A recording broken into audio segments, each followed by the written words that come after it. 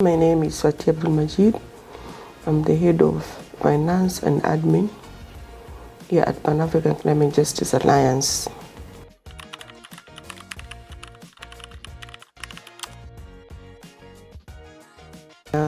When I look back in 2008, when actually first let me start when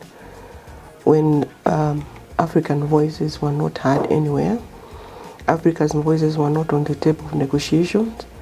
So when we went for a meeting in Johannesburg and we saw that Africa is lag behind in many ways, so we came up with this concept that can we do something for our continent?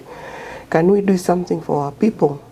Because when you look at back, Africa is at the receiving end of climate change impact compared to other continents. So this inspired us.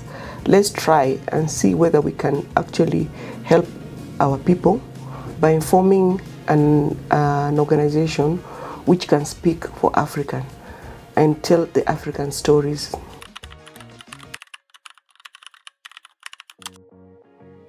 PACJA did that by actually mobilizing and building capacity for our own people and send very simple message at layman language so that people can understand, because normally people never, initially people never even understand how can the weather pattern just change drastically like that.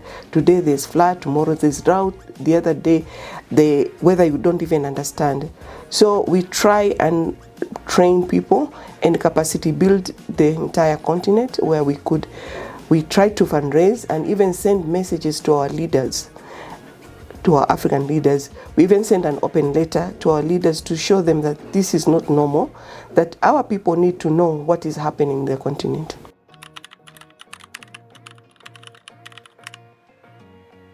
Okay, there were some challenges because I could find myself the only woman in a group of 10 or more, but that was not a challenge for me because I was determined to reach where I was supposed to go.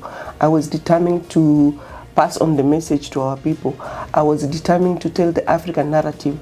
I was determined to tell African stories, how it's impacting on us and the changing climate. In fact, people really tend to respect me so much when they saw that I was the only woman among so many men around me. They really respected me, and I will show them that it is.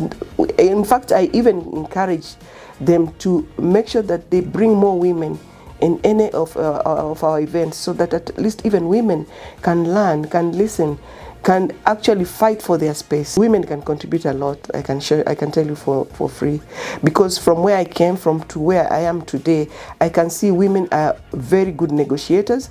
I can see women fighting for their space. I can see women getting what they want. I can see women competing with men in the very big positions.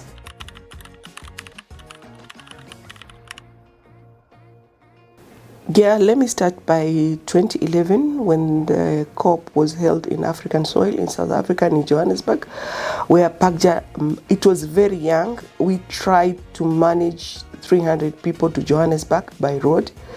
That was the memory which I can never forget, because we started the journey from Bujumbura all the way back to Durban. And that journey was not an easy journey, although we really achieved what we wanted, because we are giving an open letter and petition to all the African government. Started with Bujumbura, which was flagged off by the president of Bujumbura. Uganda was also flagged off by the prime minister of, the vice president of Uganda. Come all the way until where we reached Pretoria, where we handed over the final petition to the Minister of Environment in Pretoria. That is the memory which I cannot forget, because each country we were welcomed and we were given a respect which we deserve. Some of the country were even escorted by the government from one border to another border. So I think I can never forget that, because that is where actually put PACJA on the limelight. People recognized PACJA and we started getting donors and partners.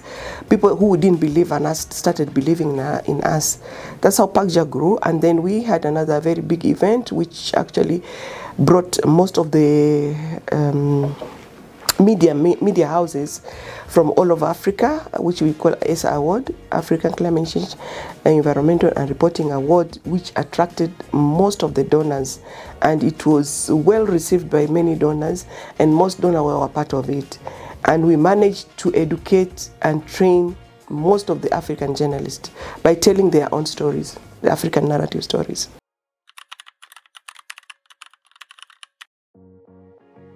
I can tell you the current one which I actually visited, the one in Isiolo, which is led by a woman called Zamzam.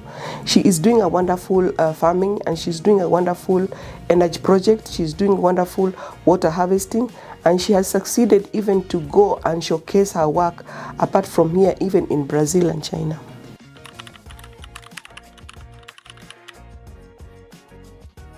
I think it has evolved, and it has changed the entire continent, and it has given a lot of knowledge to the entire continent. Compare where we are in 2008 to where we are today, at least I can say majority of people in Africa, especially women, they now know that there is climate change. Initially, people used to think that it was just a curse. They call it a curse, by the way. They didn't believe it was actually climate is changing. And most of our people are now trying to understand actually what is this climate change. And most of our people, they are now trying to adapt to the climate change. And most of our people are trying now to learn what is climate change. And most of our people now, they are trying to act on climate change.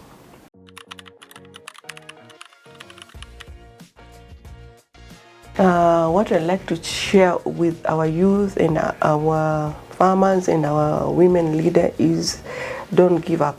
The struggle has just begun. We are there, but we are not yet there, because Africa is the continent which is impacted with climate change. And I can tell our women, please make sure that you follow the process. Please read. Please try to understand. Please try to get knowledge where you cannot get it. The only way you can get knowledge, if you are youth, please come to Nairobi Summer School and you'll get all that knowledge. Please try to attend our meetings. If PACJA invite you for a meeting, at least you can learn one or two things. So the fight is still there, because we really need to protect our continent and to protect the future generation.